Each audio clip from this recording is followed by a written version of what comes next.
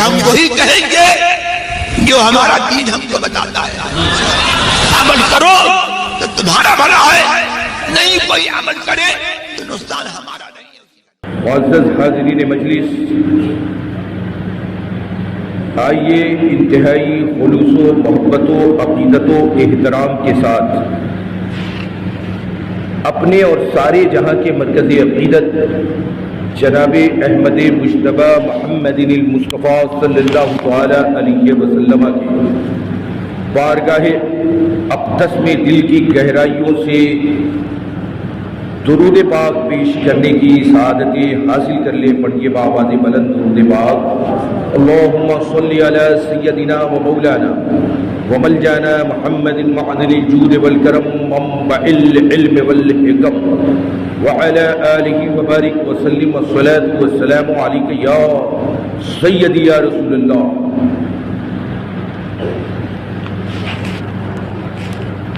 ابھی میں نے خطبہ مسنونہ میں کلام مقدسہ کی ایک مختصر سی آیت کریمہ کی تلاوت سے خود کو مشرف کیا.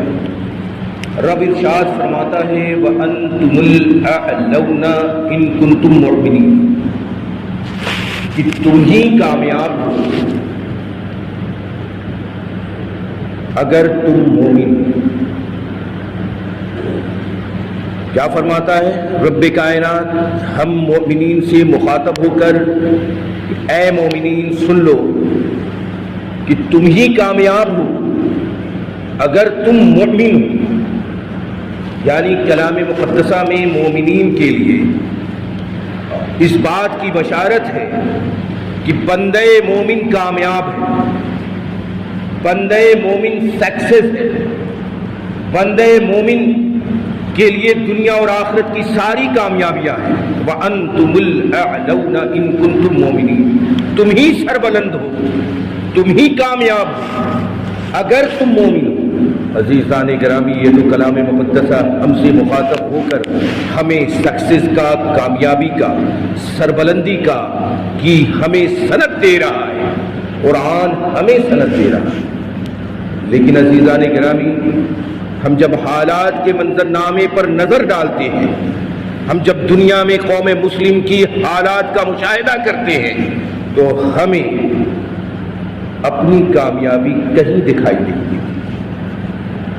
قوم مسلم ہی آج ایسی قوم بن چکی ہے جس قوم پر دنیا کی ساری قومیں ٹوٹ رہی ہیں. قوم مسلم ہی ایسی قوم ہے جسے صفحہ ہستی سے مٹانے کی سازشیں کی جا رہی ہیں. ہماری ہی آبادیوں کو جلانے کی کوشش کی جا رہی ہے، ہماری نسلوں کو ختم کرنے کی کوشش کی جا رہی ہے. ہم نہ کاروبار میں کامیاب ہیں، ہم نہ تعلیم میں کامیاب ہیں، ہم نہ دنیا میں کامیاب دکھائی دے رہے ہیں، نہ ہم آخرت میں کامیاب دکھائی دے رہے ہیں. آپ پوری دنیا کے منظرنامے کا مشاہدہ کر لیں، ہمیشہ آئے دن آپ کو خبروں میں یہی خبریں ملیں گی کہ فلاں مقام پہ مسلمانوں کی بستیوں میں آگ لگا دیا گیا، فلاں مقام پہ مسلمانوں کی مسجدوں میں آگ لگا دیا گیا، فلاں جگہ فساد برپا ہو گئے. انٹرنیشنل نیوز بھی آپ سنیں گے تو ہماری خون سے اخبارات کی سرخیاں سجی ہوئی ہیں.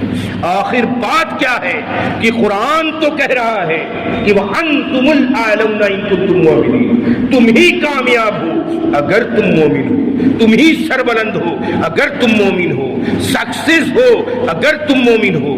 لیکن آج کے دور میں بندے مومن کے لیے کامیابی نہیں دکھائی دے رہی ہے، بندے مسلم کے لیے کامیابی نہیں دکھائی دے رہی ہے. ماجرا کیا ہے؟ قرآن کا ایک نقطہ تو اپنی جگہ پہ غلط نہیں ہو سکتا، لیکن قرآن تو قوم مسلم کی، قوم مومن کی کامیابی کی ضمانتیں دے رہا ہے. قرآن تو اعلان کر رہا ہے یہ ایسی قوم ہے جو ہر جگہ کامیاب ہے، یہ ایسی قوم ہے جو ہر جگہ فائز المرام کی منزلوں میں پہنچی ہوئی ہے، یہ ایسی قوم ہے جس کے لیے سکسیس میں نے بنایا ہے، لیکن دنیا کے منظرنامے ہمیں یہ بتا رہے ہیں کہ مسلمانوں سے مظلوم ترین آج کے دور میں کوئی قوم نہیں ہے۔ دنیا کے حالات ہمیں یہ بتا رہے ہیں کہ مسلمانوں سے پچھڑا آج کے دور میں کوئی قوم نہیں ہے، نہ ہم کاروبار میں کامیاب، نہ تعلیم میں کامیاب، نہ اپنی آبادیوں کے لحاظ سے کامیاب۔ آخر ماجرا کیا ہے؟ قرآن کامیابی کی ضمانت دے رہا ہے اور ہم کامیاب نہیں ہیں۔ تو پتہ یہ چلا قرآن کے حکم میں، قرآن کے اعلان میں کمی نہیں ہے، بلکہ کمی ہمارے اندر ہے۔ کیا ہم حقیقی بندے مومن ہیں؟ ہمیں جائزہ لینا پڑے گا۔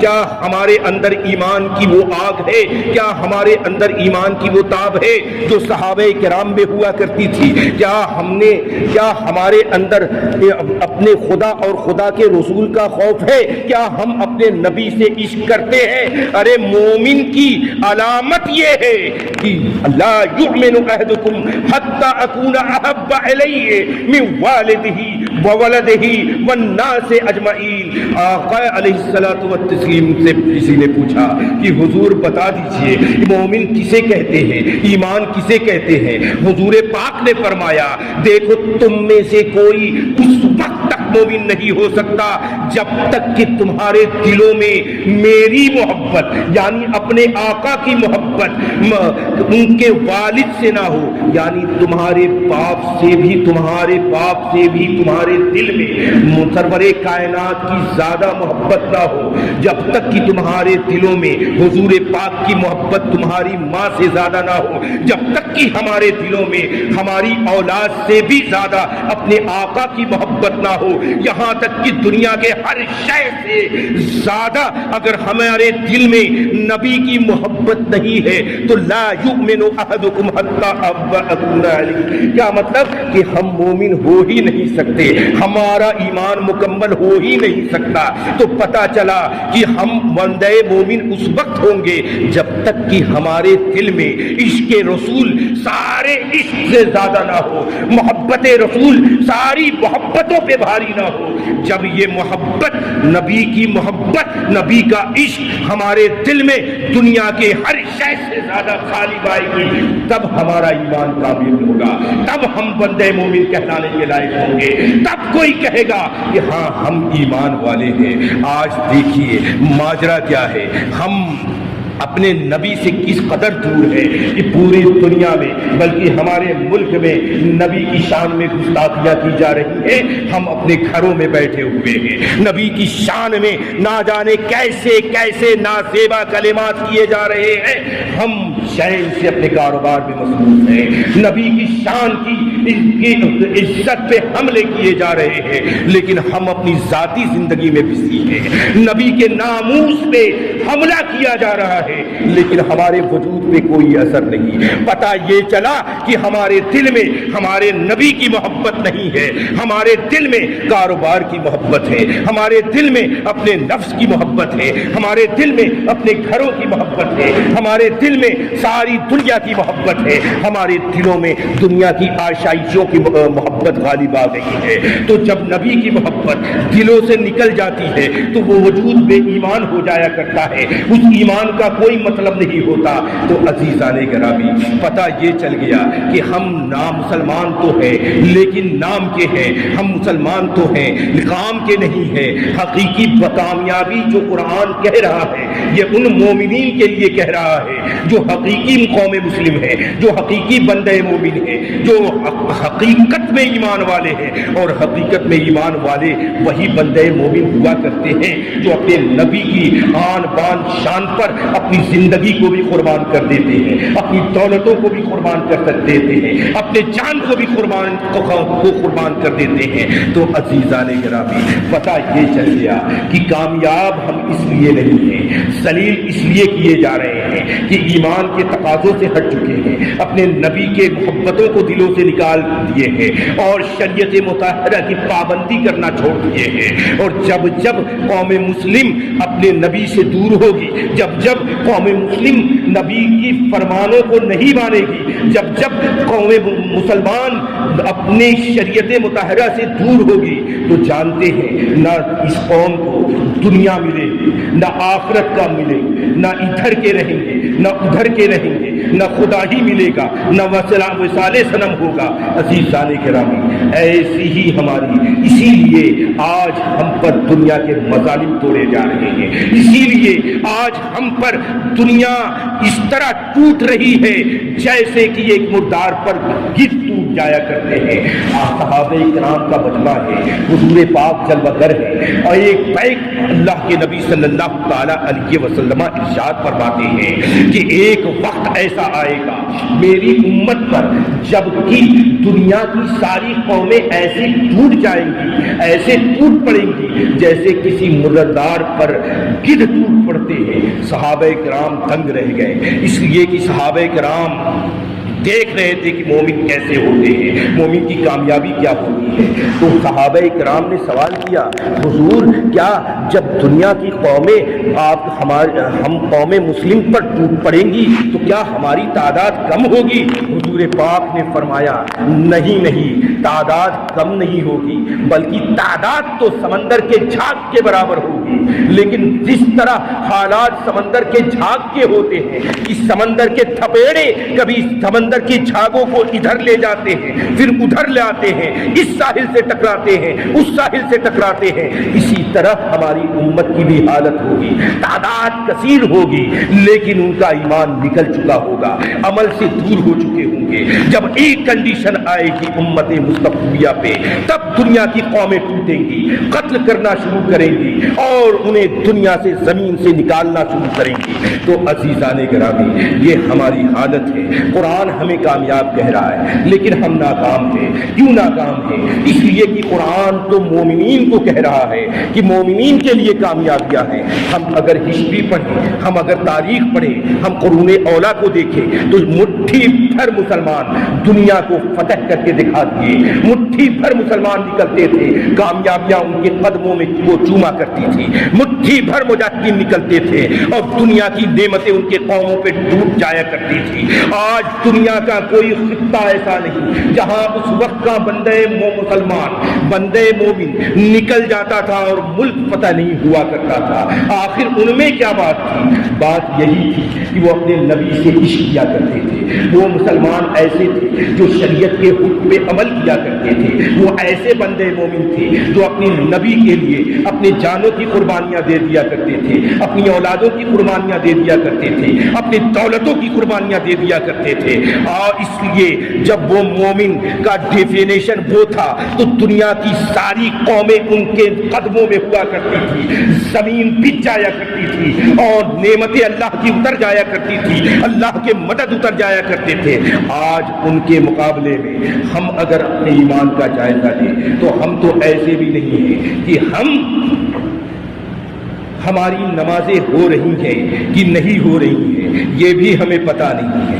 ہم دین کے علم سے اس قدر دور ہو گئے ہیں کہ شاید ہمیں پتہ ہے کہ ہمارے نماز ہو رہی ہے کہ نہیں ہو رہی ہے، نماز میں کتنے فرائض ہیں شاید ہمیں معلوم نہیں، وضو میں کتنے فرائض ہیں شاید ہمیں معلوم نہیں، غسل جنابت کیسے کیا جاتا ہے شاید ہمارے نوجوانوں کا اس کا علم نہیں۔ عزیزان محترم، ہم علم دین سے اس قدر دور ہو گئے ہیں۔ آخر اپنے آقا کی محبت بیٹھے گی کیسے؟ شریعت کو کی محبت بیٹھے گی کیسے؟ جب اسی وقت محبت ہوتی ہے جب کوئی شخص کسی کو جان لیتا ہے۔ اگر ہم علم سے قریب ہوئے ہوتے، ہم علم سیکھے ہوتے تو یقین جانے ہم نے پڑھا ہوتا کہ میرے نبی کی سیرت کیسی ہوتی تھی، میرے آقا کا جلوہ کیسا تھا، میرے نبی پاک نے کتنی قربانیاں دی ہوں۔ جب ہم پڑھے ہوتے یا جب ہم سنے ہوتے تو یقین جانے ہمارا دل عشق مدینہ بن گیا ہوتا، لیکن ہم نے علم دین ترک کر دیا۔ جب سے ہم نے علم دین ترک کیا ہے تب سے ہمارے دلوں سے محبت رسول نکل چکا ہے، جب سے ہم دین کے علم سے دور ہوئے ہیں خوف خدا نکلتا گیا، اور آج ہماری دوری کا عالم یہ ہے کہ ہم میں سے بیشتر لوگوں کو معلوم ہی نہیں ہے کہ نماز میں واجبات کتنے ہیں، فرائض کتنے ہیں، سنن کتنے ہیں، نماز کب باطل ہوتی ہے، نماز کب فاسد ہوتی ہے، نماز کب ٹوٹ جایا کرتی ہے، یہ تفصیلات کا ہمیں علم نہیں جانتے ہیں۔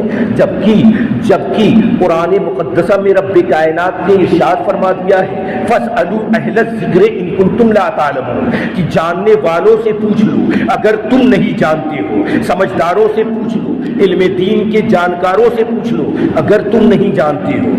मगर हम न पूछने की कोशिश करते हैं, न हम जानने की कोशिश करते हैं, न हम समझने की कोशिश करते हैं, न हम सीखने की कोशिश करते हैं। वही रसूल मकबूल है जो फरमाते हैं कि तलबुल इल्म फरीज़तुन अला कुल्li मुस्लिमिन वल मुस्लिमात, कि इल्म दीन का बक़दरे ज़रूरत इल्म दीन का सीखना हर मुसलमान मर्द पर, हर मुसलमान औरत पर फर्ज है। क्या फरमाया नबी दो जहां ने कि बक़दरे ज़रूरत इल्म दीन का सीखना हर मुसलमान मर्द पर और हर मुसलमान औरतों पर फर्ज है। क्या फरमाया? फर्ज है। इल्म दीन का सीखना फरमाए फर्ज है, लेकिन हमने क्या किया? कोई कोशिश नहीं की। हमने इस फर्ज को तर्क कर दिया, और जब इल्म दीन के सीखने के फर्ज को तर्क कर दिया तो आप जानते हैं सारे फराइज डिपेंड है किस पे? इल्म दीन पर। अगर हमें इल्म दीन नहीं, हमारे सीनों में इल्म दीन मुस्तफ़ा नहीं, तो हम क्या फर्ज अदा कर रहे हैं, हो रही है कि नहीं हो रही? हमें कुछ पता होगा, पता चलेगा। अच्छा, दूसरी बीमारी जो हमारे दिमाग में बैठी है वो ये बैठी है कि हमें जितना आता है वैसे ही हम नमाज पढ़ लें, अगर गलती होगी तो अल्लाह माफ करेगा। ये बैठा है कि अल्लाह माफ कर देगा। हम तो नहीं जानते, हम तो नहीं जानते, जैसे आया वैसे पढ़ के निकल लिए, बाकी अल्लाह माफ कर देगा। देखिए मेरे भाई, नहीं जान के अगर खराबी होगी नमाज या इबादत में, अल्लाह माफ नहीं करेगा। मैदान हश्र में जब हमारे आमाल तौले जाएंगे और हम जिंदगी भर भी नमाजें पढ़े होंगे, गलती की वजह से अगर नमाज नहीं हुई होगी तो क़यामत के दिन हम ये कह के नहीं बच सकते कि ए अल्लाह हम नहीं जानते थे, जैसे आया पढ़ लिया। उस वक्त हमसे सवाल होगा, अरे एक तो नहीं जाना, ये एक अलग मुस्तकिल गुनाह है। गुनाह है कि नहीं है? इसका अलग अजाब है, और नहीं जानने की वजह से तेरी इबादतें इस काबिल हुई ही नहीं कि कबूल कर सकूं, तो डबल गुनाह। यानी नहीं जाने अलग गुनाह, इल्म का नहीं जानना भी बहुत बड़ा गुनाह है। सुन लीजिए, इल्म दीन का बक़दरे ज़रूरत नहीं सीखना ये खुद बहुत बड़ा गुनाह है। क्यों गुनाह है? इसलिए कि फर्ज था हमको सीखना, हम पर सीखना फर्ज था। जिस तरह नमाज फर्ज है उस तरह नमाज कैसे होगी इसको भी सीखना फर्ज है, लेकिन सीखने के अमल को, जानने के अमल को हमने छोड़ दिया। अब बताइए, हमारी पोजीशन यही हो गई कि हमें जाना है कलकत्ता, हम जिंदगी में कलकत्ता नहीं गए, तो हम पर फर्ज क्या है? आप खुद बताइए, क्या फर्ज है हम पर? कि हम कलकत्ते का रास्ता सीखें, जाने। भाई बोलिए ना, जाने, समझे, पूछे कलकत्ता कौन सी ट्रेन जाएगी, कहां से मिलेगी, आप बताइए ना। ये आप करते हैं कि नहीं करते? जहां नई जगह जाना है तो पहले मैं क्या करूंगा? पूछूंगा किसी जानकार से जो कलकत्ता गया हो या जो एक्सपर्ट हो कि भाई साहब मुझे कलकत्ता जाना है, ट्रेन कहाँ से मिलेगी, कितने नंबर की मिलेगी, किस स्टेशन से मिलेगी, कितना किराया है, उसका रिजर्वेशन क्या है, ये मालूमात इकट्ठा, नॉलेज तो करेंगे ना। अगर हमने कोई नॉलेज नहीं किया, किसी स्टेशन पे गए, कोई ट्रेन आई उसमें बैठ गए और 2 दिन के बाद उतरेंगे, सामने पूछेंगे कि भाई ये कलकत्ता है, जिससे पूछेंगे एक झापड़ मारेगा, कहेगा बहुत बड़े बेवकूफ हो तुम मद्रास पहुंच चुके हो, अब तुम यहाँ पहुंच के पूछ रहे हो कलकत्ता है, तो ये बेवकूफी होगी कि नहीं होगी? ये क्यों बेवकूफी हुई?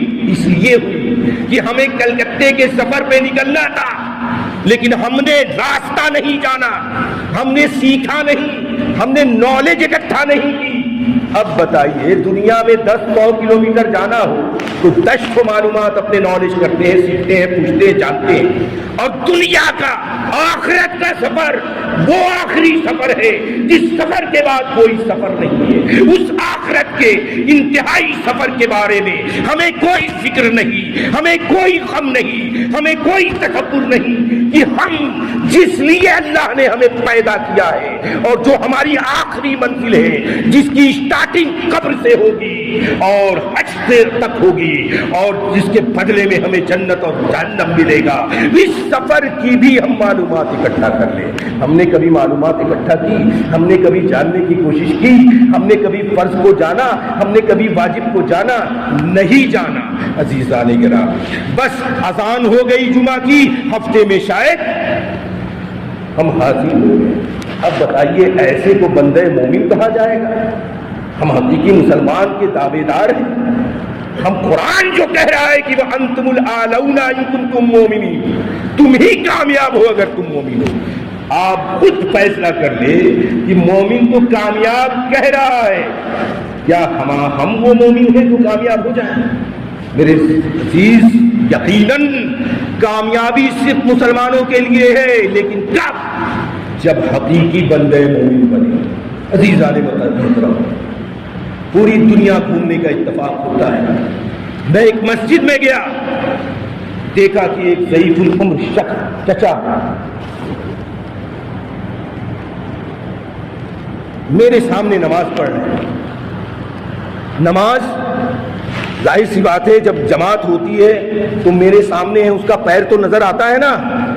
पैर नजर आया, नमाज खत्म हो गई। नमाज खत्म होने के बाद मैं रुका, वो भी रुके। मैंने पूछा, चचा आप ये बताइए कि आप नमाज ऐसे ही पढ़ते थे? हाँ, मैं ऐसे ही पढ़ता हूँ। मैं 40 साल से इस मस्जिद का मुतवल्ली हूँ और मैं 40 साल से बाजमात नमाज पढ़ता हूँ, सिवाय ये कि कभी मेरी तबीयत खराब हो जाए या कोई कुछ हो या कहीं चला गया। मैंने कहा, चचा अगर ऐसे ही नमाज पढ़ते हैं ना, तो आपकी तो एक वक्त की भी नमाज नहीं होगी। नहीं हुई। गुस्सा हो गए, अरे मौलाना साहब आप इतनी बड़ी बात बोल रहे हैं कि मेरी एक वक्त की नमाज नहीं। दरअसल वो जो नमाज पढ़ रहे थे, तो आपको तो पता है ना कि सजदे में जब जाते हैं तो पैर की जो उंगलियां हैं, उंगलियां, उसका पेट, ये पेट है ना, पेट इसको कहते हैं। पैर की उंगलियों का पेट जमीन से टच होता है, ऐसे करते हैं ना, मुड़ जाती है ना उंगलियां, मुड़ती है ना सजदे में। वो चचा ऐसे उल्टा, यानी वो पेट नहीं उनका टच होता था बल्कि नाखून जमीन से टच होता था, उल्टा ऐसे कर लेते थे। समझ रहे हैं ना मेरी बात समझ रहे हैं कि नहीं आप लोग? सजदे में क्या है, जब सजदा में जाएंगे तो पैरों की उंगलियां टच हो करके मुड़ जाएंगी, यानी पैर उंगलियों का पेट जमीन से टच होगा। लेकिन वो चचा उल्टा ऐसे कर देते थे, यानी नाखून जमीन से टच हो जाता था, 5 उंगलियों, हर पैर की, यानी पूरे दोनों पैरों की 10 उंगलियों। तो मैंने कहा, चचा ऐसी नमाज पढ़ता? हाँ। मैंने कहा आपकी नमाज नहीं हुई। क्यों? इसलिए कि मसला सुनो, सजदे में पैर की एक उंगली का पेट जमीन से लगना फर्ज है। क्या है? फर्ज है। पैर की एक उंगली, कम से कम एक उंगली का लगना पेट फर्ज है। और ये पेशानी और नाक की हड्डी, ये 3 चीज जब जमीन से टच होगी तो सजदे की फर्जियत अदा होगी। क्या होगी? सजदे की फर्जियत अदा होगी। और अगर नहीं आपने टच किया तो आपके सजदे की फर्जियत अदा नहीं हुई, गोया पूरी नमाज बाकी खत्म हो गई, नमाज से निकल गए, आपकी नमाज होगी ही नहीं। समझ में आ रही है ये मसला? समझ रहे ना? अब इस बात पे बहस हुई, कहे कि मैं 40 साल से नमाज पढ़ता हूँ। इमाम साहब के पास ले गए, कहा मैं 20 इमाम बदल चुका हूँ, किसी इमाम ने मसला नहीं बताया। मैंने कहा भाई आप इमाम को दिखा के नमाज पढ़ते हैं, कोई जरूरी है कि हर इमाम ने आपको चेक किया हो? तो जब बात बैठी, किताब निकाली, मेरे दादा जान ने बहार शरीयत, जब बहार शरीयत इमाम साहब के पास थी, निकाल के मसला दिखा दिया। मैंने कहा कि अब वो सर पे हाथ रख के बैठी, कहे कि चलो अल्लाह माफ करेगा, हम तो नहीं जानते। हमने कहा कभी अल्लाह माफ नहीं करेगा, इसलिए कि सीखना फर्ज था। فرض تھا وہ آپ نے فرض ادا نہیں کیا. وہ اللہ کے کرم پہ معاف کرنا چاہے کر دے, لیکن جو سسٹم جو کہا ہے معاف نہیں کرے گا. میرے بھائی مختصر بتانے کا حال یہ ہے کہ جو علم سیکھنا ہم پر فرض ہے ہم دور ہیں, ہم کو سو دور ہیں, ہم اپنی نسلوں کو بھی دور کر رہے ہیں. عزیزان گرامی, بہت ہی افسوس ہوتا ہے. ایک جنازے میں شہید تھا, مالدار باپ کا بیٹا IAS آفیسر, باپ کا جنازہ رکھا ہوا. آئے نماز جنازہ پڑھانی تھی. اب وہ جناب پوچھ رہے ہیں کہ حضرت یہ بتائیے کہ میں دعا کیا پڑھوں. میں نے کہا ارے بھائی نماز جنازہ کا طریقہ ابھی سکٹوں میں تمہیں آ جائے گا. میں نے کہا تمہیں کیا نماز جنازہ کا طریقہ بھی معلوم نہیں ہے؟ کہا نہیں معلوم ہے. کیا IAS آفیسر بن گئے, باپ کا جنازہ رکھا ہوا ہے, اتنی بھی توفیق نہیں ہے کہ باپ کے نماز جنازہ کو صحیح طریقے سے پڑھ سکو, دعائے جنازہ یاد ہو, طریقہ یاد ہو. ساروں قطار ہونے لگا. کہا کہ ہاں حضرت میرے باپ نے دنیا کی ہر تعلیم دی, آج IAS آفیسر بن گیا, لیکن آج مجھے محسوس ہو گیا کہ مجھے میرے باپ کو جو علم دینا چاہیے وہ علم نہیں دیا. آج میں اتنا اپنے آپ کو محروم القسمت سمجھ رہا ہوں کہ ساری علم ہے, دنیا کی دولت ہے, عزت ہے, لیکن میں اتنا محروم القسمت ہوں کہ آج اپنے باپ کا جنازے کی نماز بھی نہیں پڑھ سکتا ہوں. عزیزان کرام, یہ وقت آ گیا ہمارا. یعنی ہمارے جیسا کم نصیب انسان کون ہوگا جو اپنے ماں باپ کے نماز جنازہ بھی ادا نہ کر سکے. ورنہ ہاتھ اٹھا کے ایسے ہاتھ باندھنا تو سب کر لیتے ہیں, طریقہ ہی نہیں معلوم ہے ہمیں, دعا ہی یاد نہیں ہے ہمیں. آپ خود فیصلہ کریں کن کن کو دعائیں یاد ہیں. ہم میں سے کتنے لوگ ہیں جو صحیح طریقے سے اپنے ماں باپ کی نماز جنازہ میں شریک ہو کر شرعی طور پہ ہم نے دعائیں پڑھی ہوں, یا طریقہ ہمیں معلوم ہو؟ معلوم ہے, ہمارا دل کہے گا کہ نہیں معلوم. جس اولاد کے لیے ہم ساری محنتیں کر رہے ہیں, ساری دن رات محنت کر کے دولت اکٹھا اس لیے کر رہے ہیں کہ ہمارا باپ کو, ہمارا بیٹا دنیا میں چین سے رہے, لیکن ہم جب ہماری آنکھ بند ہوگی تو ہماری اولاد اس قابل بھی نہ ہوگی کہ ہاتھ اٹھا کے دعا مانگ سکے کہ اے اللہ میرے باپ کو بخش, ہماری نماز جنازہ پڑھ سکے. بتائیے یہ معاشرے کی یہ ہماری کمی ہے کہ نہیں ہے؟ پہلے بتائیے ہماری کمی ہے کہ نہیں؟ نہ ہم اس قابل ہیں کہ اپنے ماں باپ کے صحیح طور پہ ان کے لیے ایک پارہ تلاوت قرآن کریم پڑھ کر کے بخش دے, نہ نماز جنازہ پڑھ سکے, نہ صحیح سے فاتحہ پڑھنے کا طریقہ. یہ ہر مسلمان کو سیکھنا فرض ہے, لیکن ہم نے سیکھا نہیں. اس کے علاوہ دنیا کے ہر کام کیے. تو عزیزان گرامی, ہمیں اپنی کمیوں کو دیکھنا پڑے گا, محسوس کرنی پڑے گی, اور جو کام ہم نے نہیں کیا ہم توبہ کر کے آج ہی سے لگ جائیں کہ اے اللہ تو ہمارے گناہوں کو معاف کر, اور جتنی زندگی بچی ہے اسی میں ہم سیکھیں. تھوڑی سی بات قرآن حکم دے رہا ہے, فَاسْأَلُوا أَهْلَ الذِّكْرِ إِن كُنتُمْ لَا تَعْلَمُونَ. ارے جاننے والوں سے پوچھ لیا کرو اگر تم نہیں جانتے. ہمیں معلوم ہی نہیں ہے نماز کب فاسد ہوگی, نماز کب ہوگی نہیں ہوگی, اور ہمارے امام کے پیچھے نیت کی یہ پڑھ کے نکل لیے, الگ سے پڑھ کے. عزیزان کرام, دین یہ نہیں کہہ رہے حضور پاک کہ آپ کو مکمل عالم بننا ہے, آپ کو حافظ بننا ہے, آپ کو مفتی بننا ہے, نہیں, بلکہ بقدر ضرورت علم دین سیکھنا فرض ہے. یہ ایسا فرض ہے اگر اس کو پورا نہیں کریں گے تو شاید ہی آپ کی کوئی فرضیت ادا ہو, بھٹک جائیں گے, عقیدہ بھی برباد ہو جائے گا, ایمان بھی کبھی معاذ اللہ نہ کرے چلا جائے گا, عمل تو اکارت ہوتے ہی ہیں نہ جاننے کی وجہ سے. عزیزان گرامی, یہ مہینہ وہ مہینہ ہے جس مہینے میں امام عشق و محبت سیدی اعلیٰ حضرت فاضل بریلوی رضی اللہ تعالیٰ عنہ نے عشق کے رسول پہ وہ کام کیا ہے کہ اس کی نصیب پوری دنیا میں نہیں. سیدی اعلیٰ حضرت نے ہزاروں کتابیں تصنیفات لکھی صرف ہمارے ایمان اور عقیدے کو بچانے کے لیے, ہمارے عمل کو بچانے کے لیے. علم دین کی موضوع پہ کم سے کم کئی ہزار, 1400 کم و بیش 500 ٹاپک پہ وہ نالج رکھا کرتے تھے. کتنے 500 ٹاپک پہ وہ ان کے اندر نالج تھا, انہوں نے کتابیں لکھی, انہوں نے کام کیا. عزیزان گرامی 25 صفر المظفر کو سیدی اعلیٰ حضرت کا عرس پاک ہے، لہذا ہمیں جگہ جگہ اپنے امام عشق و محبت کی یاد بنانی چاہیے اور حضور سیدی اعلیٰ حضرت کی زندگی سے ہمیں سیکھنا چاہیے تاکہ ہمارے عقائد ہمارے ایمان کی سلامتی ہو۔ اور میں یہ گزارش کروں گا میرے بھائیوں، بہت نازک وقت ہے ابھی ہمارا ہندوستان میں، اور یہ صرف اس لیے ہے کہ ہم بے عمل ہو گئے ہیں، اور جب قوم بے عمل ہوتی ہے صفحہ ہستی سے مٹانا چاہیے۔ آپ اگر اسپین کا مطالعہ کر لیں گے، وہ اسپین جس میں 700 سال مسلمانوں نے حکومت کیا، لیکن جب دنیا ان کے دلوں پہ غالب ہو گئی، جب شریعت سے دور ہو گئے تو کیا ہوا؟ عیسائیوں نے حملہ کیا اور 1/3 کو قتل کر دیا، 1/3 مسلمانوں نے عیسائیت قبول کر لی اور 1/3 کو ملک بدر کر دیا۔